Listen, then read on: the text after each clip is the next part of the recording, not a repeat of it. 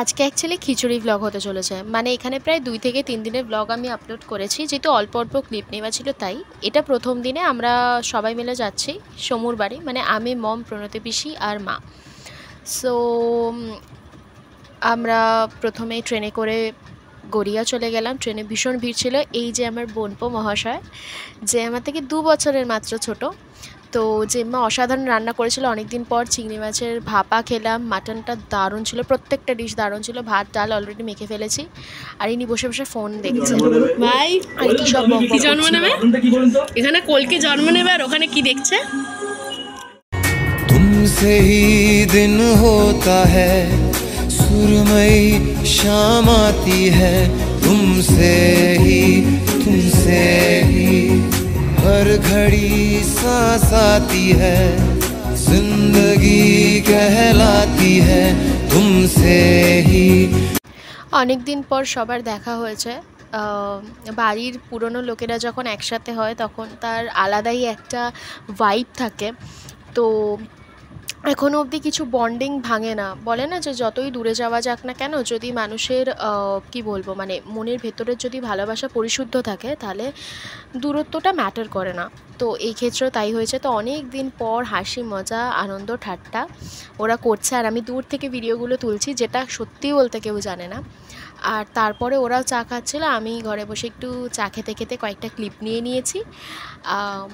আর এরপর প্রায় সন্ধে হয়ে যাচ্ছিলো, তাই আমাদের চলে যেতে হয়েছিল, মানে বাড়ি ফিরতে হয়েছিল আর কি।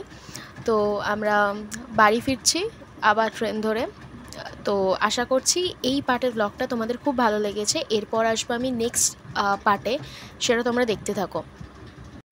तुमसे ही दिन होता है, सुरमई शाम आती है, तुमसे ही এরপর আসছি ডে 2 ব্লগ নিয়ে।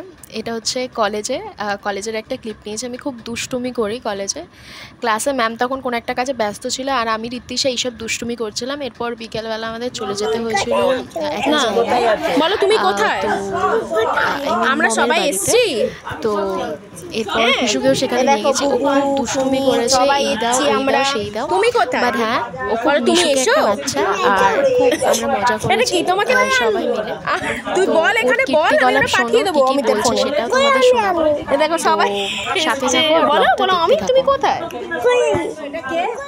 দাদা এটাই দাদা দে ডিম দে আমাকে চলো তোকে যে ধ্যান দিয়ে দিল হ্যাঁ একটু দে এনো না, অমিতকে দিবি? দাঁড়া, ও দেখ না খাওয়া অমিতকে ডিম দিবি? যা আমার থেকে খাচ্ছিস কেন? এই এই না না না না না না। এরপর সারাদিন হই হুল্লোড় মজা করে ক্লান্ত হয়ে আমরা বাড়ি ফিরছি ঠিক এইভাবে। এরপর আসবো আমি তৃতীয় দিনের ব্লগে। আজ ডে 3, মানে আমার ব্যাক টু ব্যাক কিছু না কিছু ছিলই ওই সপ্তাহটা আর কি, এরম থেকেই থাকে। তো এটা হচ্ছে গোপা আন্টির বার্থডে পার্টি হচ্ছিল, তো সেখানে আর কি হুল্লোড় চলছিল। আমি, কৃষু, মা সবাই মিলেই গেছিলাম আর কি বার্থডে সেলিব্রেট করতে। তো এটা হচ্ছে গোপা আন্টির গিফট আনবক্সিং চলছে। একটা সুন্দর শাড়ি গোপা আন্টিকে দেওয়া হয়েছে, আর সেটা গোপা আন্টির খুব পছন্দ হয়েছে। এটাই হচ্ছে বড় প্রাপ্তি, আর এইসব করা হয়েই থাকে। তোমরা এর আগে আমাদের ব্লগে দেখেছো। আর কৃষুর অবস্থা দেখো, দেবো নাকি?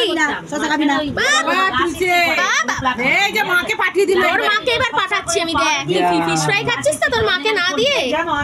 আরে বাপ। ওকে, সো সেদিন আমরা ডিনারে খেয়েছিলাম চানা, মানে কিমা চানা অ্যান্ড ফিশ ফ্রাই, দারুণ ছিল যেটা খেতে। এরপরে আমরা ওয়েট করছিলাম আমাদের মায়েদের জন্য। তাড়াতাড়ি যাও, ডাকো দিদুকে, এখান থেকে ডাকো, জোরে ডাকো।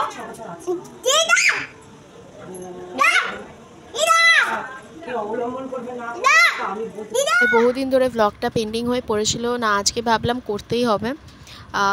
ফোনটাও আমাকে খালি করতে হবে, কারণ আমি অন্য কিছু সত্যি কথা বলতে রাখতে পারছি না। প্রচুর পিডিএফস ভরে গেছে, প্রচুর ভিডিও ভরে গেছে, তাই আমি এখানেই এগুলোকে শেয়ার করছি। সুন্দর সুন্দর বেশ কিছু মুহূর্ত আমি সেদিনকে কাটিয়েছি, মানে সেদিনগুলোতে কাটিয়েছি। তো আশা করছি তোমাদের ব্লগটা ভালো লাগবে, আর যদি ভালো লেগে থাকে please like comment share subscribe করতে ভুলো না।